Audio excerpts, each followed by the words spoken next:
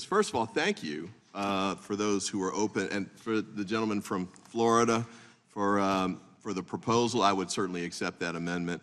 And for my colleagues on the other side who are at least willing to have a conversation about it. This might be controversial, but let me say this. Just to step back and take an objective position, regardless of who's the majority and who's the minority. These cases, if it goes to court, this is not the best set of facts for the House Judiciary Committee, because we don't have, as we've talked about before, I won't use names because then it gets partisan, but we don't have the best set of facts here. This is not somebody stonewalling and refusing to come under any circumstances. This is not somebody who's asserted a privilege that's been rejected but still refusing to come. This is not somebody who hasn't produced any documents. You've got somebody here who's put an offer on the table to come and testify publicly.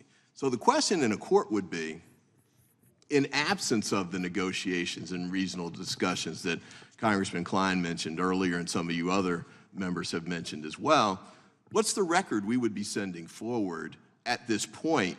And would a judge look at this and say, or a court of appeals and say, yeah, you know, the House Judiciary Committee really made the effort to negotiate through this with Hunter Biden.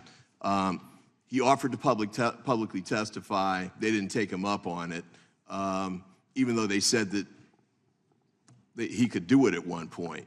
I mean, why would we want that set of facts to go forward and put the risk of, you know, if we have the courts rule against us, it actually undermines subpoena authority for this committee and this chamber.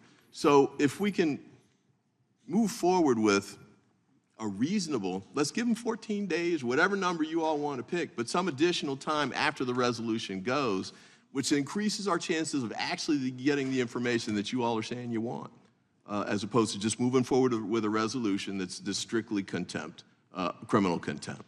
So I just ask, and I thank the gentleman for the... Reclaiming my time, I just want to point out